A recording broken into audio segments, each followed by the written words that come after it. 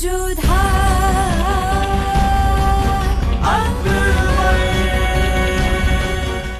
धारावाहिक किसी प्रकार की ऐतिहासिकता का दावा नहीं करता। तत्कालीन परिस्थितियों को दर्शाने के लिए आवश्यक और उचित नाटकीय रूपांतर किए गए हैं। ऐतिहासिक रूप से जोधाबाई के स्थान पर हरकाबाई, हीर कुंवर जैसे नाम इतिहास में प्रचलित हैं। ये धारावाहिक किसी भी सामाजिक परंपरा और पारिवारिक संबंधों का ऐतिहासिक दावा नहीं करता है। इसका उद्देश्य किसी भी समुदाय की भावनाओं को ठेस पहुंचाना नहीं है। होशियार, शहंशाह हिंद, बादशाह सलामत, जलालुद्दीन मोहम्मद तशरीफ ला रहे हैं।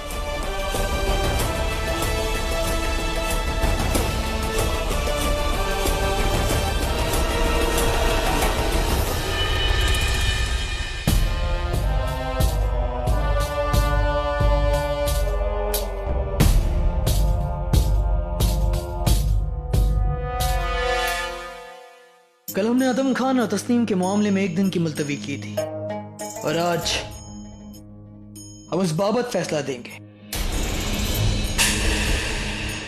एक दिन का वक्त लेने का मकसद था कि हम इस मामले की तह तक जा सके। तारीख गवाह है कि नए कानून बनाए गए हैं और पुराने कानूनों को बदला गया। हमारे मरहूम दादा शाह बाबर साहब और जन्नत नशीन वाले जनाब हुमायूं साहब ने भी रियाया की भलाई के लिए नए कानून बनाए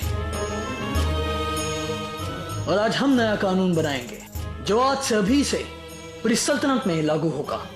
लोग उसे जिल्ले-इलाही का हुक्म मानकर कबूल करेंगे। हमने महसूस किया कि नाबालिगों का निकाह उन पर जुल्म होता है, उनके मुस्तकबिल के साथ खिलवाड़ होता है।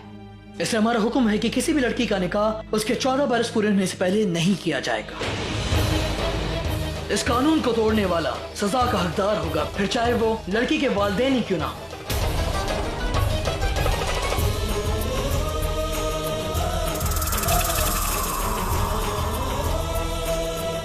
यह कानून पूरी सल्तनत में लागू होगा। हर मजहब, हर जात, हर खास व आम इस कानून के दायरे में आएंगे। किसी को भी किसी तरह की छूट बरती नहीं जाएगी। अदगा साहब,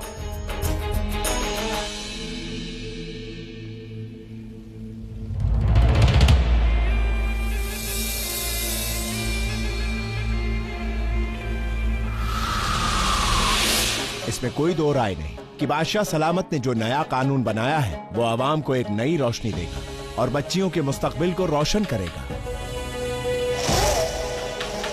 हम इसे मंजूर करते हैं।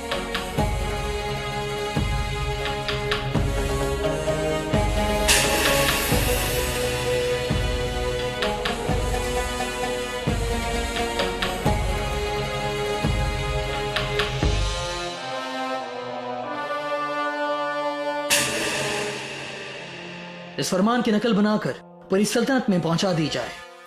हर गांव, हर शहर में इस नए कानून की मुनादी की जाएगी। हुक्म की तामील होगी हुजूर। और जब ये कानून बन गया है तो आदम खान भी इसके दायरे में आते हैं, तो इस लिहाज से तस्नीम से निकाह नहीं कर सकते।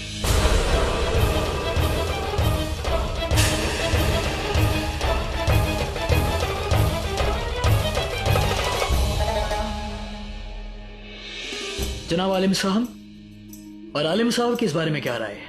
शहंशाह मोहम्मद जलालुद्दीन साहब की बात से मुत्तफिक हैं। आदम खान को अब ये हक नहीं है कि वो तस्नीम से निकाह कर सके। इजाजत हो तो हम कुछ अर्ज करना चाहते हैं। इजाजत है। हम शहंशाह के इंसाफ से इत्तेफाक नहीं रखते। हमारे साथ नाइंसाफी हुई है। आदम खान, ये मत भूलो कि इस वक्त तुम जिल्ले इलाही के सामने खड़े हो, दीवाने खास में हो। शहंशाह के हुक्म के खिलाफ जाना उनकी तौहीन है, गुनाह अजीम है। आदगा साहब, आदम खान कोई गुनाह नहीं कर रहे हैं और किसी भी कानून में यह नहीं लिखा है कि मुद्दई अपनी बात नहीं रख सकता है। उन्होंने कहा कि वो सिर्फ अपनी बात शहंशाह के सामने रखना चाहते हैं। कैसा? आदम खान को हक है अपनी बात रखने का।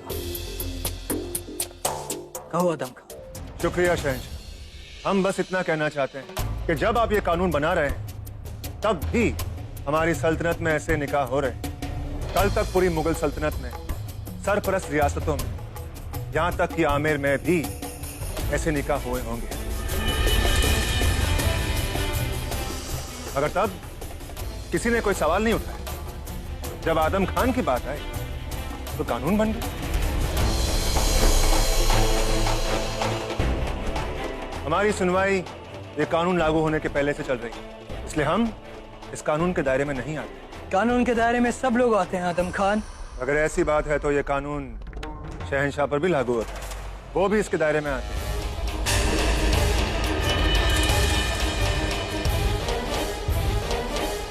बस आदम खान, अब तुम हद से आगे बढ़ रहे हो। सल्तनत का सबसे बड़ा कानून यह होता है कि शहंशाह हर कायदे हर कानून से ऊपर होते हैं। वो जो बोल दे वही कानून बन जाता है। बादशाह जिल्ले इलाही है, खुदा की परछाई। वो आवाम से ऊपर है, इसीलिए आवाम के लिए बनाया गया कोई भी कानून उन पर लागू नहीं होता। बादशाह के फैसले को ना कोई बदल सकता है, ना उस पर कोई उंगली उठा सकता है। अगर बादशाह के फैसले पर कोई एतराज कर सकता है, उसे बदलने की कुव्वत रखता है, तो वो है खुद बादशाह सलामत। और सूबेदार होने के नाते ये बात आप भी अच्छी तरह से जानते हैं आदम खान। बादशाह के दायरे खुद बादशाह तय करते हैं, आवाम या सूबेदार नहीं। अगर अगली बार ये गुस्ताखी हुई तो तुम्हें कानून के तहत बागी करार दे दिया जाएगा। बेशक बादशाह खुदा की परछाई होता है, लेकिन खुदा की परछाई कानून के ऊपर है, तो आवाम क्या समझेगी? कानून सबके लिए बराबर होना चाहिए, क्या आम क्या खास। हम शमसुद्दीन साहब की बात से मुत्तफिक हैं और हम जानते हैं कि शहंशाह हर कानून से ऊपर होता है।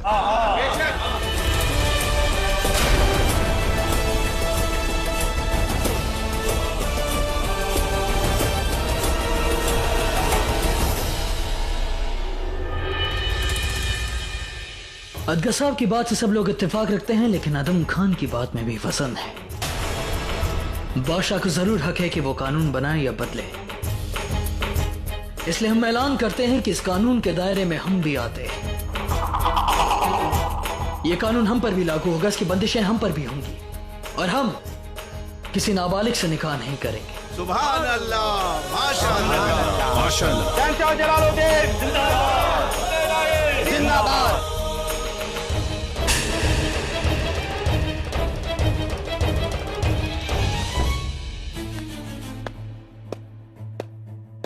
बहुत खूब बादशाह सलामत, आपने तो एक मिसाल कायम की है कि अब आप किसी नाबालिग कमसीन लड़की से निकाह करने का गुनाह नहीं करेंगे, पर जो गुनाह आप कर चुके हैं उसका क्या?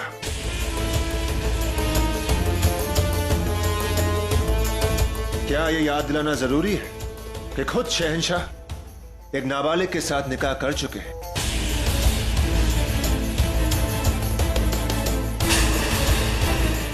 रुकैया बेगम के साथ निकाह करने के वक्त शहंशाह की उम्र महज 11 साल की थी,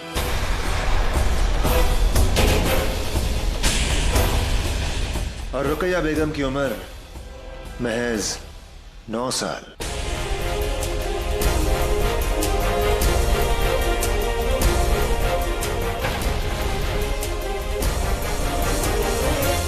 अगर शहंशाह अपने आप को इस कानून की बंदिश में मानते हैं, तो क्या शहंशाह ने कोई गुनाह नहीं किया?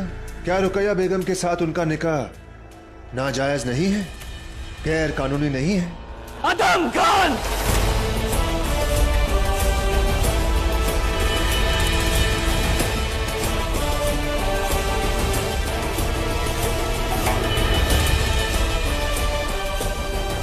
सच कड़वा होता है हुजूर।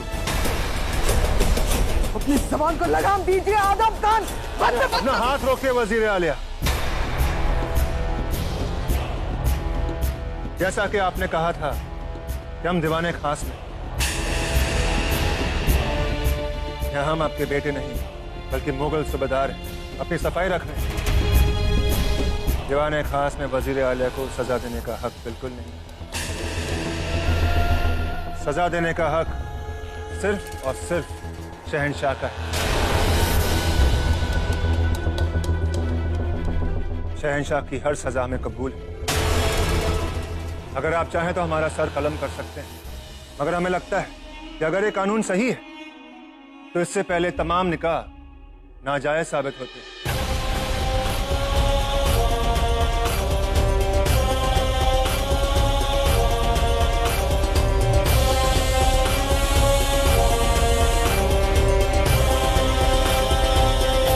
अगर शहंशाह अपने निकाह पर कायम रहते हैं तो हमें यह कानून नामंजूर है।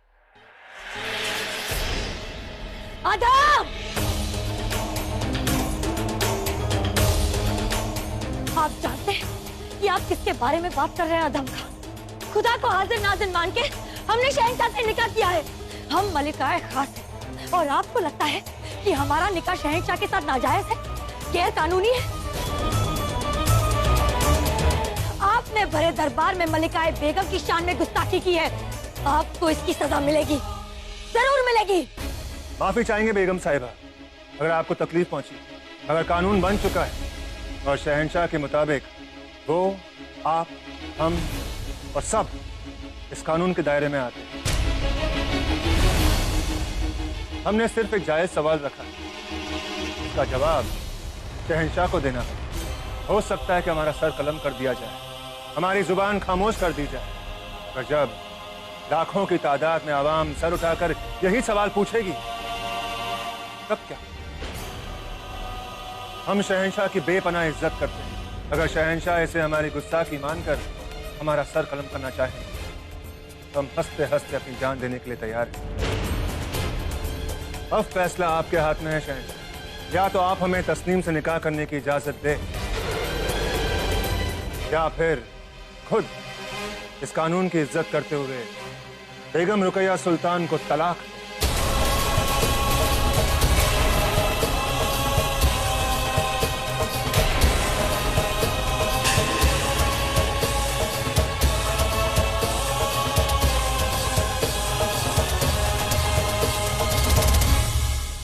शहंशाह का हर फैसला में मंजूर होगा। अब इस बंदे को इजाजत दें। शहंशाह का इकबाल बुलंद।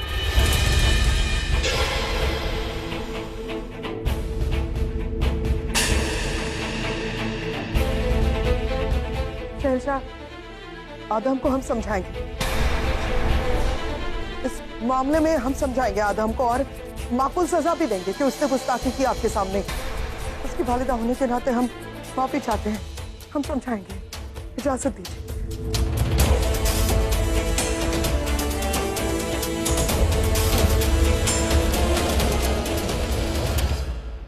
आदम खान की गुस्ताखी माफी के लायक है ही नहीं जलाल।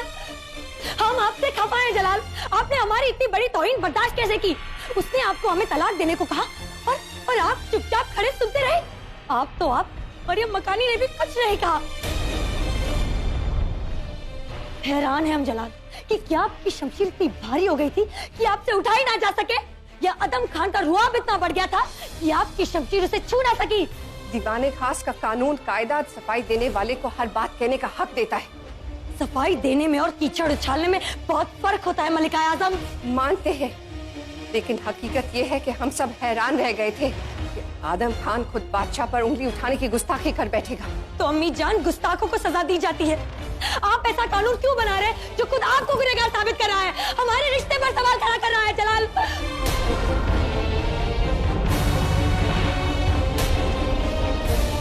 आपको संभालो रुकैया बेगम। माफी चाहते हैं मलिका आजम, लेकिन सच में हमें आपसे ये उम्मीद नहीं थी। जब बात जोधा बेगम की होती है तब आप सबके बीच बोल लेती हैं। तब आपको दीवाने खास के कानून की परवाह नहीं होती। रुकैया बेगम, आप बस जोधा बेगम, हम आपसे कोई बात नहीं करना चाहते। रुकैया। ओह, तो अब आपको हमारी बात पे भी एतराज होने लगा है अपनी इस नई बेगम की वजह से। जलाल, हमें लगा था कि ये बात आपके और हमारे बीच की है, लेकिन नहीं, ये बात तो हमारे और जोधा बेगम के बीच की है। आज वो इतनी खास हो गई है कि हमारे बीच आ गई। रुकैया, जब हम आपसे बात कर रहे हो तो हमारी ओर देखिए। हम पहले भी आपको कई दफा समझा चुके हैं, दोबारा दोहराते हैं। आप सिर्फ हमारी बेगम खास नहीं, हमारी सबसे अजीज दोस्त है, हमारी मशवराकार है। आपके और हमारे रिश्ते के बीच में कोई नहीं आ सकता। रही बात अदम खान की, तो इस बार उसने गुस्ताखी की हद पार कर दिया। इस बार उसने गुनाह किया है। अगर ऐसा ही था तो आपने उस वक्त उससे कुछ कहा क्यों नहीं? क्योंकि हम वहाँ शहंशाह थे रुकैया, वहाँ इंसाफ करने बैठे थे। अगर एक मुलजिम के उकसाने पर हम अपनी शमशीर निकाले थे तो ये हमारी शान के खिलाफ होता। सच कहें तो हमें भी अदम कभी पसंद नहीं था। चूंकि वो बड़ी अम्मी का बेटा है, चूंकि वो हमारा दूध भाई है, इसलिए हम उसे माफ करते आए। मगर इस बार उसने बड़े ही शातिर तरीके से हमारे ही बनाए हुए कानून पर सवाल उठाया। इसका मतलब है कि अब हमारा तलाक होने से कोई नहीं रोक सकता। चला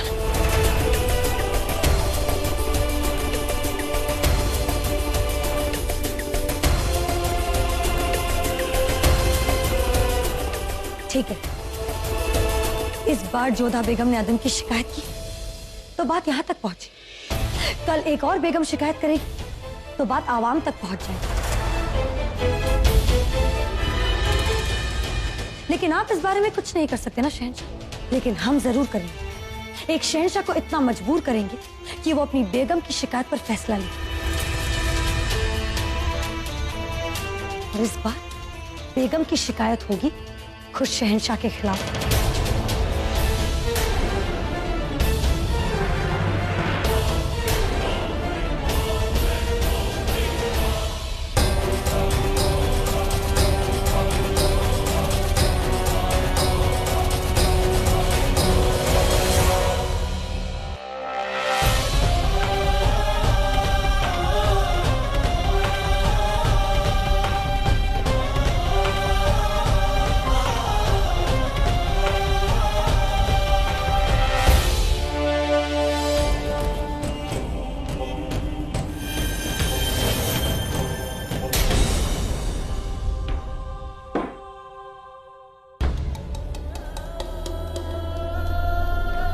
हम जानते हैं कि आप यहाँ क्यों आई हैं।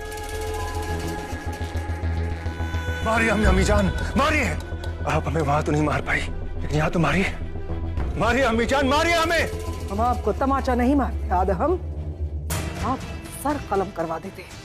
बेगम रुकैया के तलाक की बात आपके जहन में आई कैसे, और अगर जहन में आई भी जुबान पर कैसे आई? हम आपसे कुछ पूछ रहे हैं। क्योंकि हमने जलाल और अदगा खान की बातें सुन ली थी। क्या बातें कर रहे थे वो?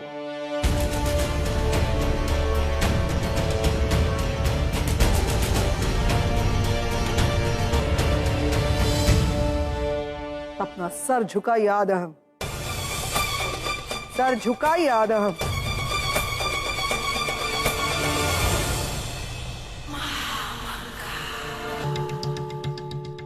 चौंकिए मत आदम।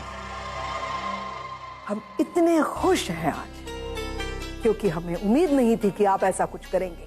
आपने हमारी तरह सोचा आदम, हम भी वही करते। आज जिंदगी में पहली बार आपने सही कदम उठाया है। आज हमें फक्र है कि हम आपकी अम्मी जान हैं। जलाल से मोहब्बत करते हैं हम, लेकिन सियासत में मोहब्बत के लिए कोई जगह नहीं है। अब हमें यह देखना है कि जलाल क्या चुनते हैं, रुकैया का हाथ या बेगम जोधा का साथ। क्योंकि अगर उन्होंने बेगम रुकैया को तलाक दे दिया, उनका निकाह टूट गया, तो इल्जाम जाएगा बेगम जोधा पर, और उसके बाद खेल खेलेंगे हम और आप। अगर उन्होंने रुकैया बेगम को तलाक नहीं दिया तब भी आप फायदे में हैं आदम, क्योंकि फिर आप तस्नीम से निकाह कर सकते हैं। और अगर जलाल ने बेगम रुकैया को तलाक दे दिया तो बेगम रुकैया को पता चल जाएगा कि हमारी हैसियत क्या है और उनकी औकात क्या है। मजा आएगा। लेकिन अम्मी जान, जलाल रुकैया बेगम से फिर से निकाह तो कर सकता है ना? नहीं कर सकते आदम, कानूनन नहीं कर सकते। जलाल को अगर बेगम रुकैया के साथ दोबारा निकाह करना है तो बेगम रुकैया को किसी और से निकाह करना पड़ेगा। उस दूसरे शौहर के साथ कुछ वक्त बिताने के बाद उस दूसरे शौहर को तलाक देकर ही जलाल बेगम रुकैया के साथ निकाह कर सकता है।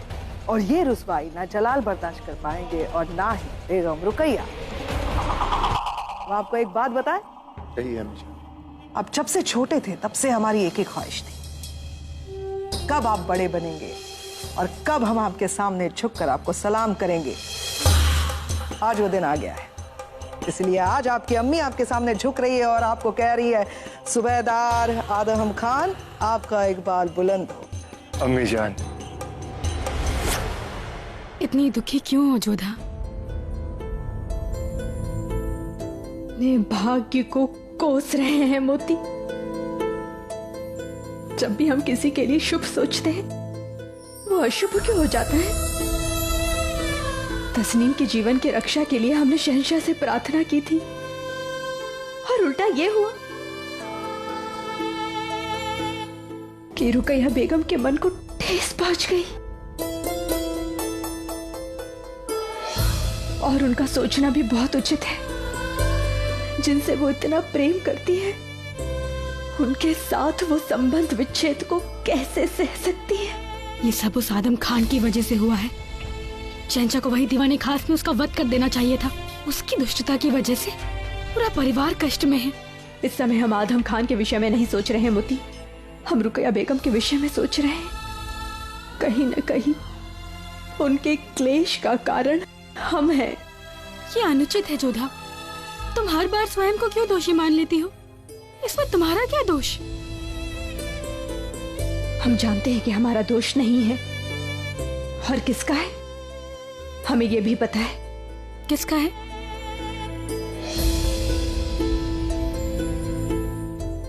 वो बात की बात है। मोती तुम अभी जाओ, रात्रि बहुत हो चुकी है, हमें विश्राम करना है। परंतु जोधा, मोती तुम जाओ।